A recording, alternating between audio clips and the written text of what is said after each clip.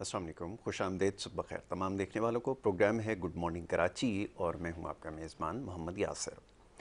Programme में नाज़रीन मुख्तलिफ़ मामलात पर गुफ्तगू होती है। मसाइल के हवाले से अवामी नौइयत के मामलात ज़ेर बहस आते हैं और इसके साथ साथ देखने वाले बहुत सारे पैगामात भेजते हैं, बहुत सारे मौज़ूआत और मसाइल की तरफ निशानदही करवाते हैं।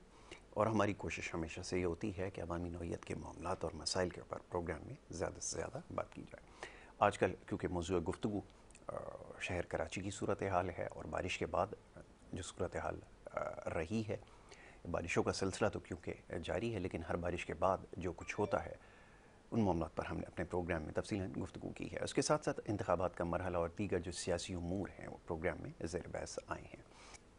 इसके साथ कोशिश हमारी ये होती है कि मुख्तलिफ़ मौज़ूआत पर गुफ्तगू की जाए। खेल के हवाले से ख़ास तौर पर जैसे हमारे देखने वाले हैं उन्होंने निशानदही की कि इन मामलात पर भी बात की जाए। प्रोग्राम का जो आपका फॉर्मेट है उससे थोड़ा सा हट के भी काम करने की ज़रूरत है। यकीनन कोशिश यही है कि हर तरह के मामलात पर प्रोग्राम में बात की जाए, तो यकीनी तौर पर इन मामलात पर ज़रूर प्रोग्राम में गुफ्तगू होगी। गुज़िश्ता रोज़ सोशल मीडिया और इंटरनेट के इस्तेमाल के हवाले से बात हो रही थी, इसका इस्तेमाल कितना ज़्यादा बढ़ गया है, मालूमात तक रसाई कितनी ज़्यादा आसान हो चुकी है पहले के मुकाबले में। और इसी हवाले से जो हमारे स्पॉन्सर्स हैं यूफ़ोन, वे पैगाम देते हैं कि 299 रुपये में एक बड़ा ज़बरदस्त पैकेज उन्होंने इंट्रोड्यूस करवाया है, जिसके अंदर पूरे हफ्ते के लिए आपको यूफ़ोन टू यूफ़ोन कॉल्स की जो सहूलत है वो बिल्कुल फ्री है। इसके अलावा अगर आप PTCL के ऊपर भी कॉल करना चाहें तो वो भी सहूलत आपके लिए बिल्कुल फ्री है। और इसके अलावा 40 GB डाटा, बहुत बड़ा आपको डाटा इसकी सहूलत भी दे रहा है यूफ़ोन, जिसके ज़रिए जो डाउनलोडिंग का शौक़ रखते हैं, यूट्यूब का इस्तेमाल करते हैं, या ख़ास तौर पे गेमिंग का जो बच्चे शौक़ रखते हैं, उनके लिए बहुत बड़ी सहूलत है, इससे फ़ायदा उठाया जा सकता है। और ये आजकल के महंगाई के दौर में एक बड़ी सहूलत जो है वो यूफ़ोन आपके लिए लेकर आया है, तो इससे आप ज़रूर फ़ायदा उठा सकते हैं। याद रखें 299 रुपये पैकेज जो है वो आपको इसमें ये सारी सहूलतें मिल सकती हैं। तो इंटरनेट का इस्तेमाल के हवाले से जैसे प्रोग्राम में पिछले बड़ी तफसील से गुफ्तगू हुई है, उन मामलात पर बात ज़रूर होगी और करनी भी है, नौजवानों के ख़ास तौर पे मसाइल के हवाले से। और जैसे मैंने अभी अर्ज़ किया कि खेलों की सरगर्मियाँ क्योंकि मान पड़ती जा रही हैं, इसकी बहुत सारी वजूहात हैं जिसके ऊपर हम अपने प्रोग्राम्स में अमूमन गुफ्तगू करते रहते हैं और आगे भी ज़रूर इसके ऊपर की जाएगी। खेलों के मैदानों का ना होना और कब्ज़ा माफिया की वजह से जो कुछ हुआ इस शहर के अंदर वो हम सब ने देखा है।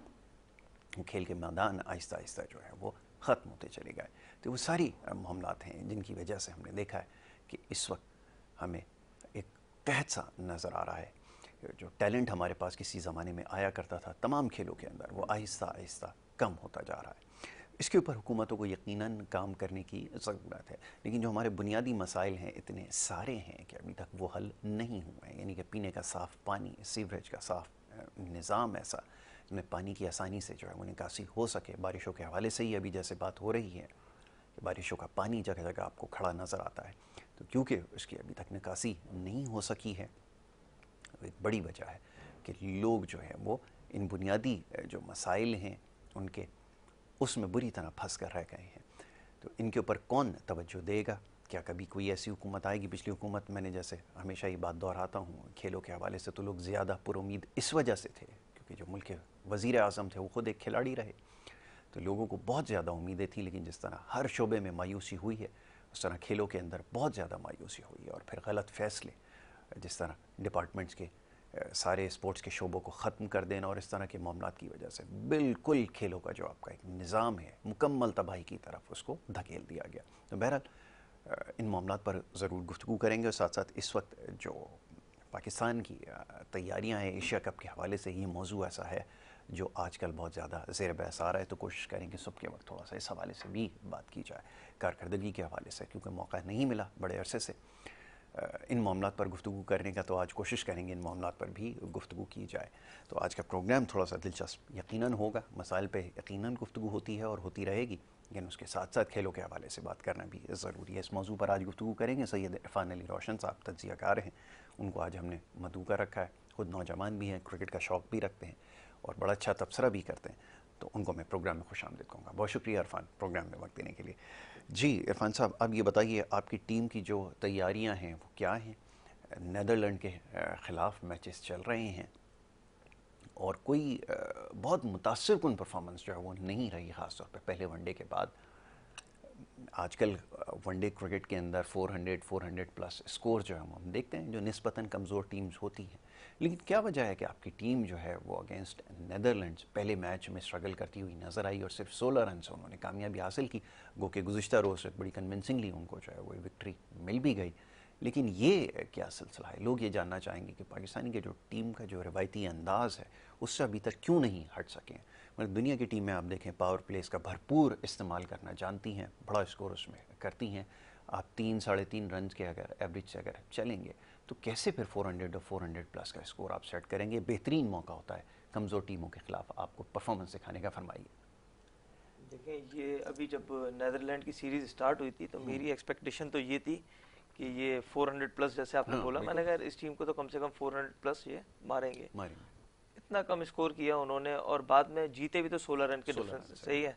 जो कि आप समझ लें एक ऐसी टीम के आपके अगेंस्ट है नीदरलैंड्स जो बहुत ही कम इंटरनेशनल मैचेस खेली भी है और उनको बड़े कम मैचेस मिलते हैं, इतने ज़्यादा ग्रूम नहीं है उनके प्लेयर्स जैसे हमारे हैं। सारी बात है इसके अंदर प्लेयर्स की बाउंडिंग, प्लेयर्स का माइंड सेट जो है ना उनका अगर है यही कि यार 300-315 रन बनाने, तो ऐसे आप फिर आगे अभी जैसे एशिया कप आ रहा है तो उसके अंदर आपका पहला मैच इंडिया का है, इंडिया के साथ है, तो उसमें तो आपको बहुत ज़्यादा जज्बे से आपको खेलना चाहिए अभी कि मैं सबसे अच्छी परफॉर्मेंस दूँ। हर प्लेयर के अंदर ये चीज़ होनी चाहिए ना, जो कि नज़र नहीं आ रही। वो आपकी बात बिल्कुल सही है और बस वही वाली बात है कि हमारे प्लेयर्स आज भी 10 साल पीछे चल रहे हैं, सही है। उनका माइंडसेट वही है कि यार 300 अगर हमने कर लिया तो हम डिफेंड कर लेंगे, ऐसा नहीं है। ये आप सही कह रहे हैं, 400 प्लस वाली ही क्रिकेट है। प्लस T20 में इंडिया है, अभी आपके सामने अफगानिस्तान है, एशिया कप में बड़ी बड़ी टीमें हैं और उनको तो पावर प्ले के अंदर जो कम से कम भी 60-70 रन उनके प्लेयर्स स्कोर करते हैं। हमारे प्लेयर्स में अनफॉर्चुनेटली वो एबिलिटी इतनी ज़्यादा मौजूद नहीं है,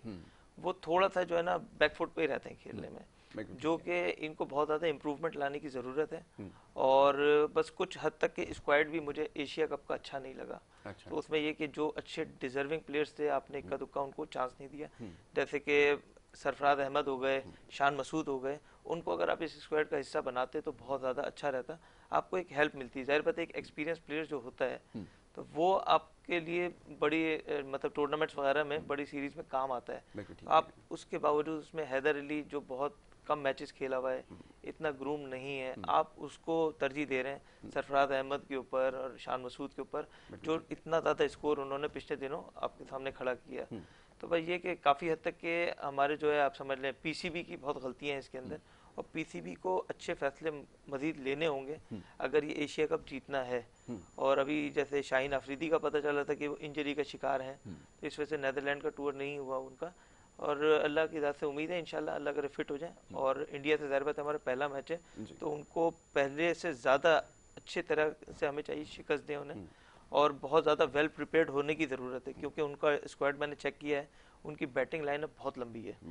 बॉलिंग कंपेयर अगर आप करें तो हमसे उनकी थोड़ी सी वीक है, लेकिन वैसे ओवरऑल उनकी टीम बहुत अच्छी है। और हमें मतलब इस खुशफहमी में नहीं रहना चाहिए कि हमने उनको बहुत इजीली शिकस्त दे दी थी, इस बार वो हमें टफ टाइम दे सकते हैं, क्योंकि इंडिया के जो पिछले 3-4 मैचेस हुए हैं उसमें बहुत ज़्यादा उन्होंने अच्छी परफॉर्मेंस दी है। और आप समझ लें कि उनके ऐसे ऐसे प्लेयर्स ने परफॉर्मेंस दी है जो बहुत ज़्यादा रेगुलर इंटरनेशनल नहीं खेल रहे हैं, जो आईपीएल वगैरह खेल रहे हैं और ये सारे खेले ना, वहाँ से परफॉर्म करके निकलते हैं, उन्हें चांस मिलता है तो वो उस प्लेटफॉर्म पे यूज़ करते हैं। हमारे प्लेयर्स का क्या है कि वो आप उनको भले पीएसएल खिला लें, केपीएल खिला लें, बाहर की लीग्स खिला लें, लेकिन जब एक टीम में आकर परफॉर्म करने का जो जज्बा होता है ना, वो इतना ज़्यादा नज़र नहीं आता। और आजकल जाहिर बात है वही वाली क्रिकेट है कि 200 के स्ट्राइक रेट से आपको क्रिकेट खेलनी चाहिए, लेकिन प्लेयर्स नहीं खेल रहे। प्लेयर्स की माइंड सेट वही है कि यार बस हम अपना स्कोर कर लें और हमारा इतना स्कोर खड़ा हो जाए कि यार हम अगले मैच में हम पक्के हो जाए ना। ये जब तक आप अपने ध्यान से चीज़ें ख़त्म नहीं करेंगे तो आप आगे नहीं बढ़ सकेंगे। अच्छा, ज़रा बॉलिंग के शोबे से शुरू करते हैं। एक आपके पास शाहीन अफरीदी और उसके अलावा फिर कोई ऐसा बॉलर नज़र नहीं आता। दो कि आपने नसीम शाह को चांस दिया है, लेकिन अभी उसका क्योंकि डेब्यू हुआ है, कोई इतनी ज़्यादा क्रिकेट भी उसने नहीं खेली। और उसके बाद फिर हसनैन एक ऑप्शन था, लेकिन वो बॉलिंग एक्शन की वजह से मसाइल का शिकार हो गए। फिर जनाब हारिस रऊफ़, अभी तक कोई ऐसी इंस्पायरिंग परफॉर्मेंस नहीं है जिसको देख कर ही कहा जा सके कि आगे जाके वो कुछ बड़ा कर सकते हैं। दो के लास्ट मैच जो अगेंस्ट इंडिया उन्होंने खेला था वर्ल्ड कप में, तो बड़ी अच्छी बॉलिंग उन्होंने की थी, बड़ी रीज़नेबल बॉलिंग थी, लेकिन उसके बाद से और उससे पहले भी कोई ऐसी परफॉर्मेंस नहीं है जिसको देखकर ही कहा जा सके कि इसके ऊपर पाकिस्तान का जो पेस अटैक है वो रिलाई कर सके। अब बॉलिंग में आपके पास क्या ऑप्शन बचते हैं, क्योंकि जितने भी बॉलर्स आपने लॉट में तैयार किए थे वो सारे आप उनको सेट असाइड कर चुके हैं। उसमें सबसे बड़ी मिसाल है वो जुनैद खान की है, जो एक बेहतरीन परफॉर्मेंस दे रहा था, फिट भी था, डिलीवर करना चाहता भी था, लेकिन आपने उसको साइड लाइन किए रखा। अब बॉलिंग में पेस में, ख़ास तौर पे पेस अटैक में आपके पास कौन सा ऑप्शन है जिसको आप समझते हैं कि अगर शाहीन आफरीदी अगर आपके पास मौजूद नहीं है तो वो उसकी जगह ले सकता है? कौन आपको ऐसा नजर आता है? देखिए ये तो पीसीबी का काम था ना कि उन्हें बहुत पहले से इसके ऊपर वर्क करना चाहिए था, सही है ना, जो उन्होंने नहीं किया। प्लस आपने उस्मान कादर ने भी इनको जैसे चांस दिया है, तो इससे बहुत अच्छे अच्छे प्लेयर्स हमारे पास मौजूद थे जिनको आप स्क्वाड में डाल सकते थे। प्लस हारिस रऊफ के ऊपर एक बात करता चलूँ, कल का जो मैच था ना, तो इत्तेफाक से उन्होंने बहुत एक्स्ट्राऑर्डिनरी परफॉर्म किया। मतलब मेरे ख्याल 16 या 17 रन दिए उन्होंने, तकरीबन 7 ओवर्स किए और 3 विकेट लिए उसके अंदर। तो अल्लाह करे यही वाली परफॉर्मेंस वो आगे भी कंटिन्यू रखें। लेकिन जो आज से 10 साल पहले तक की क्वालिटी बॉलिंग जो नज़र आती थी ना पाकिस्तान की टीम में, वो चीज़ शाहीन आफरीदी से हटके दूसरे किसी प्लेयर्स में नज़र नहीं आ रही। आप मतलब आप समझ लें जैसे बड़े नाम जो होते हैं ना, तो सामने टीम होती है, उनको एक घबराहट होती है कि यार ये बड़ा नाम है, इसको मैं फेस करूंगा। तो हमारे पास आप समझ लें नवाज है, अच्छा है और मतलब स्पिन में, लेकिन जैसे कल शादाब खान ने मतलब नेदरलैंड के अगेंस्ट इतनी ख़राब परफॉर्मेंस दी, ये सारी चीज़ें, ये आप समझ लें कि एक एक प्लेयर इंडिया का हो गया, अफगानिस्तान का, ये सारी चीज़ें बैठ के वॉच करते हैं और टारगेट करते हैं कि यार हमने इस प्लेयर को टारगेट करना है। ठीक है। आप क्यों अगलों को मौका दे रहे हैं? आप इतनी हल्की टीम के अगेंस्ट अगर आप परफॉर्म नहीं कर रहे और आप टीम के वाइस कैप्टन हैं, तो आपको तो फिर मेरे ख्याल से टीम का स्क्वाड का हिस्सा भी नहीं होना चाहिए। बिल्कुल ऐसा ही है। तो ये सारी बात ये कि आप देखें, हमारे पीसीबी की एक बहुत बड़ी गलती है, जो बहुत अच्छे डिजर्विंग लड़के हैं, खास तौर पे सिंध के, उनको भी आपने बहुत ज़्यादा इग्नोर किया है। करंटली अगर आप देखें तो कोई भी कराची का लड़का स्क्वाड का हिस्सा नहीं था जो कल वाला जो मैच था उसके अंदर। और ये है कि मतलब इनको अगर खुद इनका माइंडसेट ऐसा होगा कि यार कि अगर हमने सिर्फ प्लेयर्स इन हिस्सों के मुल्क से खिलाने हैं, तो फिर आप जीतने की तरफ नहीं जा सकते। मेरिट प्रिवेल करना ज़रूरी है। देखिए, मैं आप शायद इसको ज़्यादा बेहतर समझ सकते हैं और इसको समझाएंगे भी कि शाहनवाज धानी को मैं कायद-ए-आज़म ट्रॉफी के मैचेस में बॉल करते हुए देखा है, मैंने बड़े स्पेल उसको करते हुए देखा है, और मैं बड़ा हैरान होता था कि उसकी फ़िज़ीक जब मैं देखता था, उसकी अपीयरेंस, वो दुबला पतला सा, लेकिन इतने बड़े बड़े स्पेल उसने किए और बड़ी अच्छी परफॉर्मेंस दी। उसके बाद PSL के अंदर उसने आउटस्टैंडिंग परफॉर्मेंस दी, लेकिन इतनी अनफॉर्चुनेट है कि वो लड़का अभी तक हर टूर पे बेचारा साथ जा रहा है। आप सोशल मीडिया पे देखते हैं वो किसी को मिठाइयाँ सर्व कर रहा है, कभी किसी को पानी ले जा कर दे रहा है। ये क्या ज़्यादती है और ये कब तक चलती रहेगी? कंपेयर टू आप बात करें Haris Rauf, Shahnawaz Dhani far more better than any other bowler. आपको अगर उसके बाद देखना है, अगर उसकी विकेट टेकिंग एबिलिटी आपने देखनी, तो आपको उसको मौका देना पड़ेगा, और उसके पास वो है, is a wicket taking bowler, लेकिन उसको आपने हमेशा साइड लाइन रखा है। और अभी भी आपके पास बेहतरीन मौका था, जब हम देखते हैं कि अभी इंडिया की टीम का मैच हुआ अगेंस्ट जिम्बाब्वे या दीगर टीमों के खिलाफ, उन्होंने अपने नए टैलेंट को मौका दिया और उन्होंने परफॉर्म किया। लेकिन हम यहाँ पर मौका देने से इसलिए घबराते हैं कि अगर वो खुदा ना करे उसने परफॉर्म कर दिया, 5 आउट कर दिए, तो फिर उसको अगला मैच खिलाना पड़ जाएगा, और हो सकता है कि फिर वो विकेट ज़्यादा अगर ले गया तो आपके जो स्ट्राइक बॉलर हैं उनको भी आपको साइड लाइन करना पड़े। ये कैसा फेयर है और ये कैसी स्ट्रैटेजी है? ये तो बताएं। बड़े दावे करते हैं रमीज़ राजा साहब जी, मेरिट प्रिवेल कर रही है, मेरिट पर खिलाड़ी आएंगे। अगर मेरिट की बात करते हैं, मेरा ख्याल ये है कि शान मसूद से ज़्यादा बेहतर फॉर्म में इस वक्त कोई भी बैट्समैन नहीं है इंग्लिश काउंटी के अंदर। आपको याद है कि अभी जब वो रिसेंटली आया है, उसने काउंटी के पास्ट के जितने भी रिकॉर्ड्स हैं वो सारे बैटिंग के अंदर तोड़ दिए। डबल 100 बैक टू बैक, उसके बाद सेंचुरी, देन उसने T20 के अंदर बेहतरीन परफॉर्मेंस दी। वो still waiting for his turn. ये क्या चक्कर है? ये मेरिट कब यहाँ पर नज़र आएगी? क्योंकि ये पहले दावा करते थे कि जी नहीं, जैसा भी आपने कहा कि फ़लाना लड़के को मौका देना है, इस रीजन से खिलाना है, लेकिन यहाँ तो बिल्कुल ही सूरत हाल जैसे 90s में हुआ करती थी वो बना दी गई है। कौन जिम्मेदार है सब? देखिए, आप मेरिट की बात करेंगे ना, मेरिट से हमसे ज़्यादा मतलब आप समझ लें, जब काउंटी खेलने गए शान मसूद, तो उन्होंने उसके अंदर वो एबिलिटी देखी कि यार ये हमारी टीम को लीड कर सकता है, उसको कैप्टन बना दिया। बिल्कुल ऐसा ही कैप्टन बनाया उसने, माशाल्लाह बड़ी अच्छी मतलब डबल 100 भी किए, ओवरऑल परफॉर्म करता रहा। अभी से नहीं, कितने सालों से परफॉर्म कर रहा है, लेकिन मजीद इग्नोर हुए जा रहा है। तो आप समझ लें कि जब हम हमारे अपने जो पीसीबी के जो लोग जैसे रमीज राजा साहब, मतलब जब तक के मैं समझता हूँ कि ये पीसीबी के चेयरमैन रहेंगे तो हमारी क्रिकेट टीम आगे नहीं बढ़ सकती। सही है, क्योंकि इन्हें बदकिस्मती से एक ऐसे प्लेयर ने अपॉइंट किया है कि जिन्हें प्रॉपरली मुल्क भी नहीं, जो फॉर्मर थे जिन्हें मुल्क भी नहीं चलाना आया, काफ़ी चीज़ों को वो खराबी की तरफ ले गए ना। तो भाई ये कि रमीज राजा के बहुत सारे गलत डिसीजंस हैं। सही है, आप वो समझते हैं कि बस जो उन्होंने कह दिया बस उसी के ऊपर अमल दरामद होना चाहिए और किसी की सुनते नहीं है वो। और उनकी वजह से काफ़ी हद तक के जो है ना आप समझ लें टीम के अंदर जो है ना वो डिसिप्लिन भी काफ़ी ख़राब हुआ है। जैसे हसन अली हैं, उनका जो है डिसिप्लिनरी इशू है काफ़ी ज़्यादा है। वो अपने सीनियर से बड़ी बदतमीजी, उसके ऊपर कभी कोई एक्शन नहीं लेते कि यार ये मतलब आप समझ लें कि जो जितने भी इंग्लिश प्लेयर्स हैं, साउथ अफ्रीकन प्लेयर्स हैं, वेस्ट इंडीज़ के, मतलब उनकी और हमारी क्रिकेट में बहुत ज़मीन आसमान का फ़र्क है। उनके यहाँ मेरिट है, हमारे यहाँ मेरिट ख़त्म हो चुका है। हमारे यहाँ आप समझ लें कि सिर्फ जैसे कि कल सलमान आगा को इन्होंने खिलाया, मेरे हिसाब से डिजर्विंग लड़का नहीं था। चले आपने नेदरलैंड के ऊपर आप अपने पसंदीदा प्लेयर्स को ऐसी टीम्स के अगेंस्ट खिलाते हैं कि जो वहां जाकर परफॉर्म कर दें, और जो अच्छा खेलने वाला आप उसकी जगह, मेरे ख्याल से अब्दुल्ला शफीक सिंध का नहीं है, पंजाब का है, आप उसको ले जाते हैं ना तो वो वहाँ पे उससे बहुत ज़्यादा अच्छा परफॉर्म करता था। लेकिन या तो फिर इनके जहन में ये होगा कि यार नजरों में ना आ जाए, सही है ना, यही सारी चीज़ें हैं। तो ये इनकी अपनी खुद की बहुत ज़्यादा गलतियाँ हैं। और कल वाले जो मैचेस में जो ओवरऑल हमारे प्लेयर्स की जो बॉडी लैंग्वेज थी वो देखकर तो थोड़ा सा घबराहट ही है कि अभी जो इंडिया के साथ इन लोगों ने खेलना है एशिया कप में, पहला मैच ही है, उसके लिए बहुत ज़्यादा वेल प्रिपेयर्ड नज़र नहीं है। ख़ासतौर पे बॉलिंग, जैसे पाकिस्तान के जो बॉलिंग है वो उनकी मेन वो है ताकत। बिल्कुल ठीक है। तो बॉलिंग के शोबे में पाकिस्तान की टीम बहुत हल्की नजर आई, प्लस स्पिन में बहुत हल्की नजर आई। स्पिन में आप अकेले नवाज के ऊपर डिपेंड नहीं कर सकते, आपको मतलब पूरी टीम को मिल के फाइट करना होगा।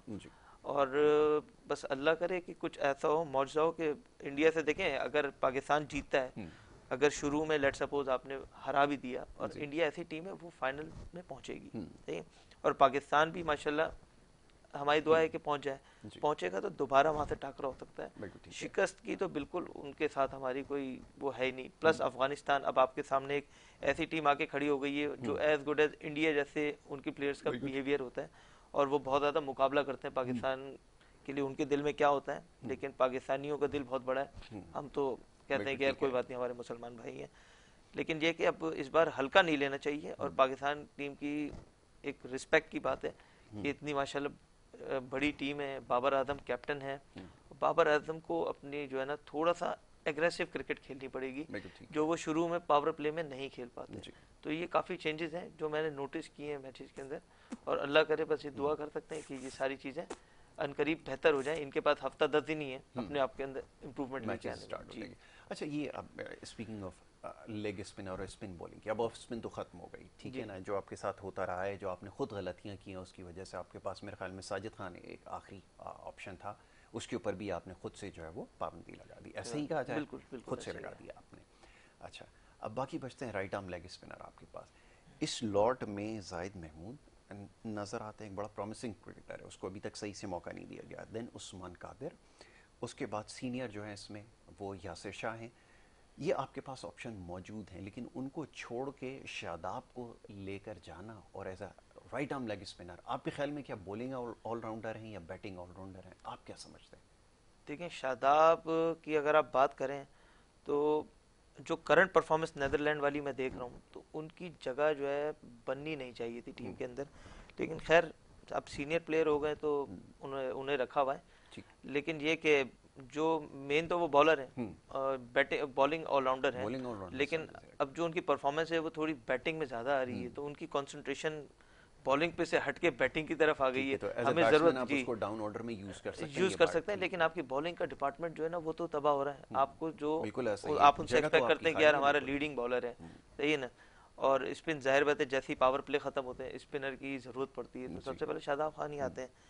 और वो आने के बाद अगर एक एक ओवर में 9-9 10-10 रन दे दें T20 के अंदर, जो कि आपको नहीं देने चाहिए, सही है ना, और कल वाली जो परफॉर्मेंस है उसके बाद तो आप समझ रहे हैं कि खौफजारी हो गया कि ये क्या करेंगे, क्योंकि हमारे मेन बॉलर यही है स्पिनर में।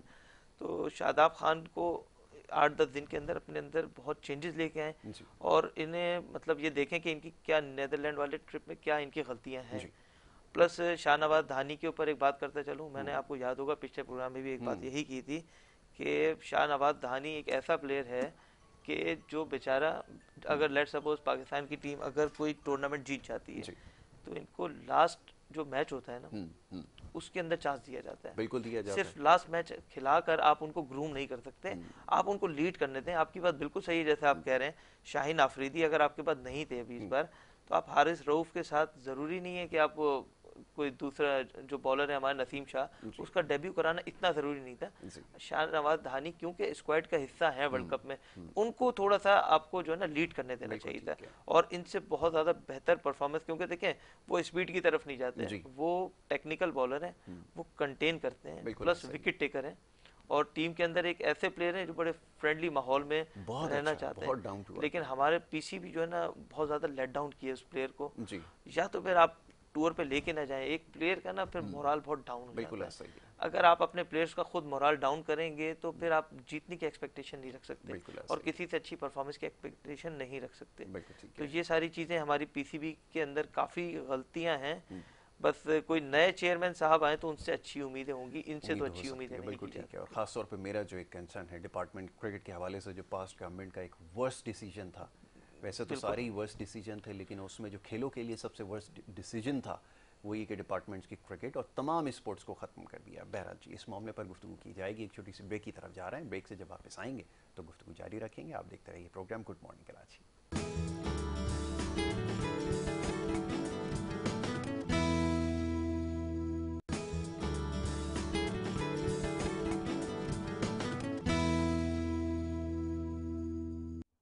प्रोग्राम में आपको एक दफ़ा फिर खुश आमदीद कहेंगे। ब्रेक पे जाने से पहले गुफ्तगू जारी थी और आज जो मौजू गुफ्तगू है वो खेल के हवाले से, और उसमें भी जो पाकिस्तान में सबसे ज़्यादा मकबूल खेल समझा जाता है वो है क्रिकेट। तो अभी हालिया जो कारकर्दगी है उस हवाले से बात कर रहे थे, टीम सेलेक्शन के हवाले से भी बात हुई, और आने वाला जो बड़ा टूर्नामेंट है जो एशिया कप है उसके लिए तैयारियाँ क्या हैं इसके ऊपर गुफ्तगू कर रहे थे। सैयद इरफान अली रोशन हमारे साथ यहाँ मौजूद हैं, उनसे बात कर रहे थे। इरफान, अभी जैसे टैलेंट के हवाले से बात हो रही थी, पाकिस्तान में जो सबसे ज़्यादा टैलेंट आया करता था वो डिपार्टमेंट्स के ज़रिए आया करता था। जितने भी बड़े बड़े डिपार्टमेंट्स हैं उनकी टीम्स बनी हुई थी, क्रिकेट की भी, हॉकी की भी, फुटबॉल की भी, मुख्तलिफ टीम्स थी। और वो पिछली गवर्नमेंट जो आई है माशाल्लाह से जो कुछ उन्होंने किया वो तो सबके सामने है, लेकिन उन्होंने जो खेलों के साथ किया वो तो शायद इतना बड़ा नुकसान है कि पाकिस्तान आने वाले 20 या 25 साल तक उस नुकसान की भरपाई नहीं कर सकेगा। तो ये जो हमारे यहाँ होता है सिलसिला हमेशा कि किसी भी एक शख्स की मर्ज़ी के ऊपर जनाब फैसले लिए जाते हैं और उसके बाद जो नुकसान होता है फिर आप सिर्फ इंतज़ार करते हैं। क्रिकेट के अंदर भी ऐसा ही सूरत हाल है, वो डिपार्टमेंट बंद होने की वजह से क्या कुछ हुआ है, मैं चाहूँगा ज़रा इसके बारे में आप बताएं। देखिए, आप बिल्कुल सही बात कर रहे हैं, और क्रिकेट की जो बर्बादी जो हमारे मुल्क में जो स्टार्ट हुई है तो पिछली गवर्नमेंट के ख़राब डिसीजन की वजह से जो उन्होंने डिपार्टमेंट्स बंद किए, कितने लड़कों का रोजगार लगा था। लड़के चाहते थे कि क्रिकेट हम खेलें और एक से बढ़कर एक लड़का फिर आपके पास निकलता आता था। सही, अब आपने उन चीज़ों को ना सिर्फ पीएसएल की हद तक के महदूद कर दिया है। टोटल 6 टीमें हैं जिनमें से अभी मजीद मैं सुन रहा हूँ 2 जो है और ख़त्म हो जाएंगी, उनका मैं नाम नहीं लूँगा, लेकिन अनकरीब मेरे पास इन्फॉर्मेशन है कि ख़त्म हो सकती है। आप समझ लो उसके बाद आप क्या एक्सपेक्ट करेंगे कि आपके पास किस तरह आपकी टीम तो ऐसी हो जाएगी जैसे कि बांग्लादेश, श्रीलंका आज से 10 साल पहले हुआ करती थी। तो ये, और एक चीज़ और, जैसे हमारे मुल्क में जब तक इन चीज़ों पे चेंजेस नहीं लाए जाएंगे, एक कोई इन्हें ऐसा लॉ लाना चाहिए जैसे जितने भी प्लेयर्स हैं पूरे पाकिस्तान के अंदर, ठीक है, उनका एक चार्ट बनना चाहिए कि जो भी टॉप रन स्कोरर है विद गुड स्ट्राइक रेट, ठीक है, वो आपका ऑटोमेटिकली सेलेक्ट होगा। सही है, चाहे, और वनडे के अंदर भी आजकल आपको अच्छे स्ट्राइक रेट वाले प्लेयर्स चाहिए होते हैं। वनडे के अंदर जो टॉप परफॉर्मर होगा, कोई भी हो, किसी भी शहर से हो, सही है, वो आपको उसे खिलाना चाहिए। टेस्ट के लिए आप जबरदस्ती, जैसे पिछले दिनों इमरान भट्ट को जबरदस्ती आप चांस दे रहे थे। मुझे नहीं पता वो किसका रिश्तेदार है, क्या है क्या नहीं, लेकिन जैसे कि इंजमामुल हक हैं, उनकी फेस वैल्यू के ऊपर इमामुल हक ने खेला, नो डाउट खेलता है, स्कोर भी करता है, लेकिन स्ट्राइक रेट उसका बहुत ख़राब है। जिस स्ट्राइक रेट से वो 100 करता है तो और भी कोई प्लेयर आराम से कर सकते हैं। तो ये एक पाकिस्तान के अंदर एक कानून है कि ऑटोमेटिकली सिलेक्शन होनी चाहिए अच्छी परफॉर्मेंस के ऊपर, और इंडिया में काफ़ी हद तक की इसी तरह की चीज़ है ना, परफॉर्मेंस की बेस पे वो किसी गरीब शहर का भी लड़का है आप उसको बिठा नहीं सकते।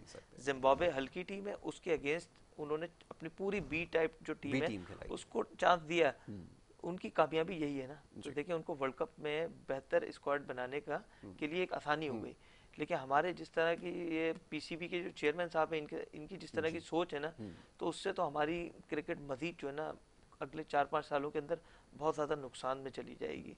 तो ये बस एक कोई नया जो मैं बात कर रहा हूँ, कोई ऐसा कानून आ जाए कि ज़रूरी नहीं कि किसी का भतीजा है या किसी का बेटा है, फिटनेस नहीं भी है तो वो खेले, सही है। और जैसे पहले की बात है कि जैसे कामरान अकमल था, सही है, अच्छा खेलता था, उमर अकमल आ गया, अच्छा खेलता था, लेकिन आज भी उमर अकमल, जैसे कल केपीएल में देख रहा था, उसके अंदर उमर अकमल की जो फिटनेस है, पेट बाहर निकला हुआ है, मैं आ रहा हूँ ज़्यादा भागा उससे नहीं जा रहा।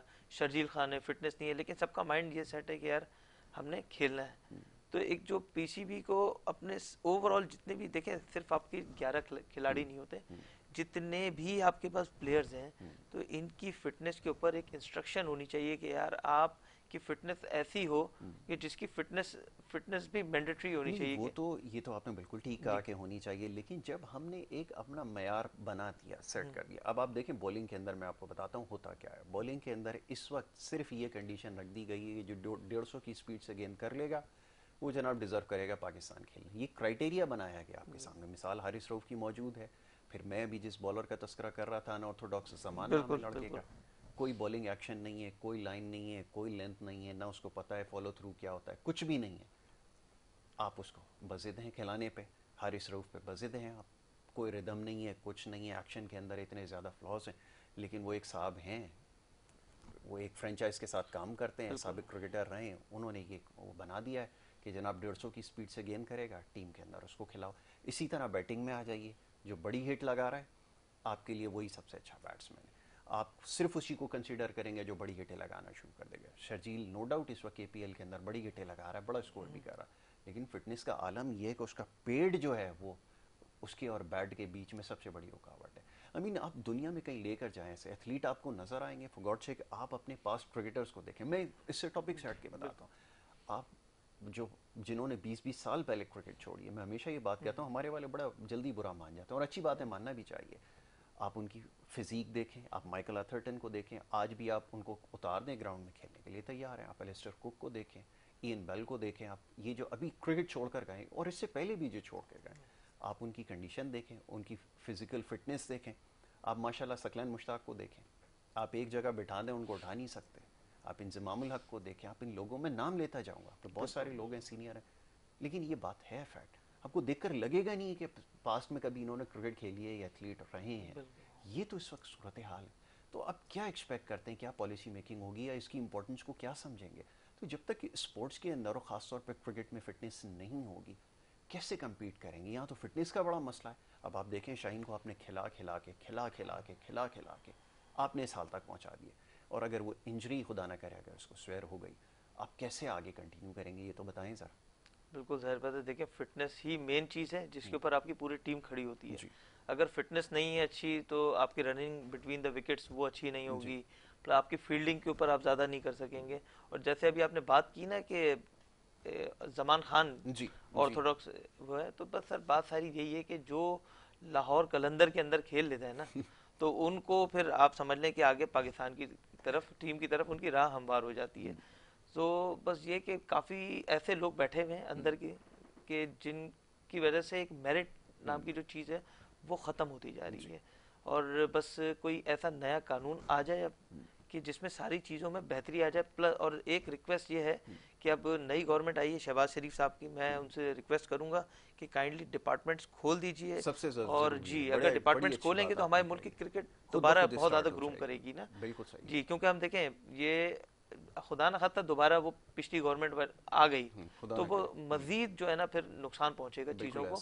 ये डिपार्टमेंट जितने रह गए ना थोड़े बहुत, वो जो है वो भी बंद हो जाएंगे। वो बंद हो जाएंगे। जो अपने तहत कोशिश कर रहे हैं क्रिकेट को और दीगर स्पोर्ट्स को प्रमोट करने की, ये बहुत बड़ा नुकसान हुआ है और बहुत देर तक इसके असरात आएंगे। अच्छा, अब ज़रा माइंडसेट की बात हो रही थी ना, ज़रा मैं देख रहा था दीगर टीम्स को, अगर आप देखें इंग्लिश टीम की मिसाल दें, इस वक्त one of the best cricketing side English team है।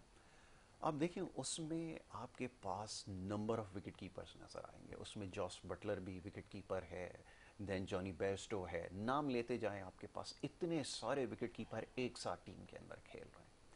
फिर आपका नेबरिंग कंट्री इंडिया है, आप देखें उसमें एक क्रिकेटर था जिसकी परफॉर्मेंस कुछ नहीं थी, उसको फिटनेस के मसाइल हुए और लोगों ने कहा ये ओवर एज हो गया है, दिनेश कार्तिक उसका नाम है। आप देखा उसको, उसने कम बैक किया, उसकी बैटिंग की वजह से उसने परफॉर्म किया और उसको दोबारा मौका दिया गया। इस वक्त सूरत हाल ये कि ईशान किशन भी है, ऋषभ पांट भी हैं, डीके यानी कि दिनेश कार्तिक भी, और खिलाए जा रहे हैं।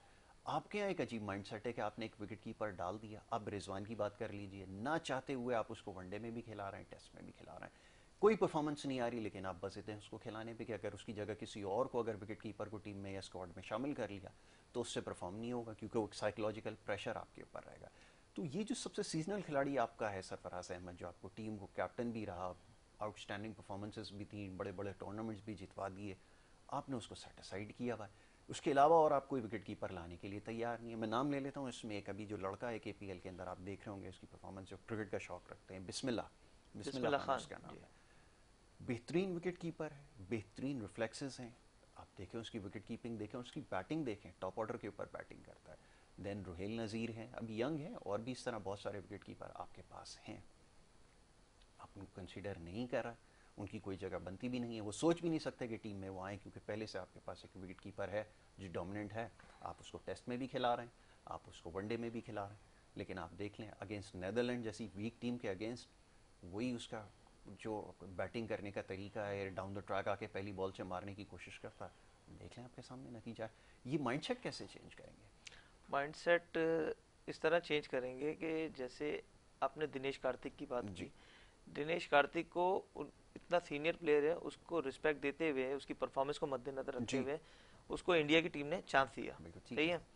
हमारी जो पाकिस्तानी क्रिकेट टीम है, उन्होंने सरफराज अहमद को दीवार से लगा दिया। बिल्कुल ऐसा सही ही। है। एक आदमी at least as a captain team को लगातार मैचेस जितवाता, एक लंबे अरसे से लंबे अरसे तक जितवाता हुआ रिकॉर्ड आ रहा था, बनाएगा। और आपने उसको ऐसे निकाला जैसे दूध में से आप मक्खी को निकाल देते हैं, ऐसा ही उसके हुआ, बाद उसको बिल्कुल कुछ आपने सही कहीं कहा। नाम ही नहीं है, और आप उसको इस लेवल का आपने प्लेयर बना दिया। पिछले दिनों जो सीरीज खेला भी वो, तो वो जैसे कि लास्ट मैच होता था टूर्नामेंट का, जी तो उसके अंदर आप चांस दे देते थे।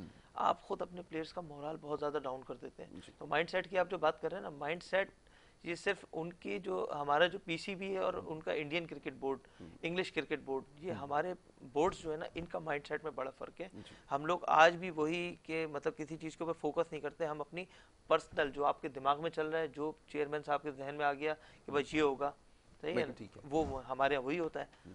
और वहाँ पर कमेटी होती है पूरी, जी हर हर शहर का बंदा बैठ के, रिप्रेजेंटेटिव जी होता है, बिल्कुल ठीक है। रिप्रेजेंटेटिव उनसे आप डिस्कस करता है, जो आपस में बात तय पाती है वो उनका स्क्वाड होता है, बिल्कुल हर ठीक है। चीज़ के ऊपर डिस्कशन ये तो होती है। कमेटी में शामिल भी नहीं करते अगर कोई प्लेयर के लिए आवाज़ उठाता है। नहीं नहीं, शामिल तो आप सवाल ही नहीं पैदा होता ना। यहाँ पे तो वन मैन शो है ना, one man total show one चल मैन रहा है, शो है, बिल्कुल ऐसा और ही है, one one man man show show चल की रहा है। वजह से चीज़ें मजीद ख़राब होंगी, और बस नहीं, खराब तो हो चुकी हैं और मजीद डैमेज होंगी इज फिर। Done already. जी ये तो काम अपना कर चुके हैं। अब तो देखना ये कि आप कैसे इसमें दोबारा से तमाम चीज़ों को रिट्रीव करते हैं।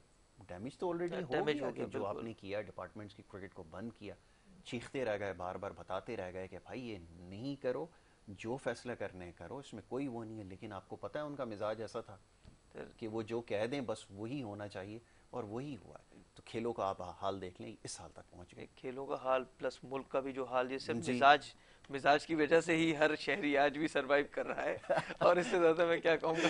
ये बात सही है कि बहुत मोहतात रहते हुए ये बात कहनी पड़ती है, बहुत सारे लोगों को नागवार गुजरता है। लेकिन बात जनाब हकीकत यही है, आप किसी भी शोबे में देख लीजिए। लेकिन खेलों में जो नुकसान हुआ है, नाकाबिले तलाफ़ी नुकसान हुआ है, और इसकी वजह से आप जितना पीछे चले गए, तो खुदा का शुक्र है कि कहीं ना कहीं से अल्लाह ताला कोई वो बना देता है। जैसे भी हमने देखा कि आपको वेट लिफ्टिंग के अंदर गोल्ड मेडल मिल गया, या एक दो ऐसे इंडिविजुअल मिल गया। एथलीट हैं जो अपने बेचारे अपने तौर पे कोशिश कर रहे हैं। अब आप सोचें, वो उनके पास कोई डिपार्टमेंट भी नहीं है, कोई ऐसा डिपार्टमेंट उनको नौकरी भी नहीं दे सकता, क्योंकि आपने वो खेल ख़त्म कर दिए। वो पहले ही होता था, कोई अच्छा परफॉर्मर होता था, कोई डिपार्टमेंट उनको नौकरी देता था, बड़े बड़े बैंक से, एयरलाइंस थी, और ये अपने पास हायर करते थे उनको, उनको सैलरी दिया करते थे। तो ये हुआ करता था। अब जब वो ख़त्म हो गया तो बेचारे कहाँ से करेंगे? ये तो अपने साल तक पहुँचा दिया मुल्क को। बहरहाल जी, इरफान, बहुत अच्छा लगा, बहुत सारे मामलों पर गुफ्तगू की, और खेलों पर बड़े अरसे के बाद मौका मिला बात करने का, तो कोशिश करेंगे कि इस सिलसिले को जारी रखें ज़रा। और भी एशिया कप के हवाले से तो मामला हैं जो इंशाल्लाह ज़ेर बहस आएंगे, आपको ज़हमत देते रहेंगे। आपका बहुत शुक्रिया, आपने प्रोग्राम में मौका दिया। नाज़रीन, ये हमारा सेगमेंट था, बात हुई कुछ खेलों के हवाले से। बातें बहुत सारी हैं, बहुत सारे लोगों के पैगाम आते हैं कि जी इसके ऊपर भी बात की जाए, क्योंकि इस वक्त जो हाल है, जैसे भी इरफान ने कहा, जैसे मुल्क का हाल हुआ वैसे ही खेलों के अंदर भी हुआ है। तो जनाब इन मामलात पर गुफ्तगू करेंगे और एक ब्रेक की तरफ हमें जाना होगा और ब्रेक के बाद जो दूसरा सेगमेंट है वो जारी रहेगा। आप देखते रहिए प्रोग्राम गुड मॉर्निंग।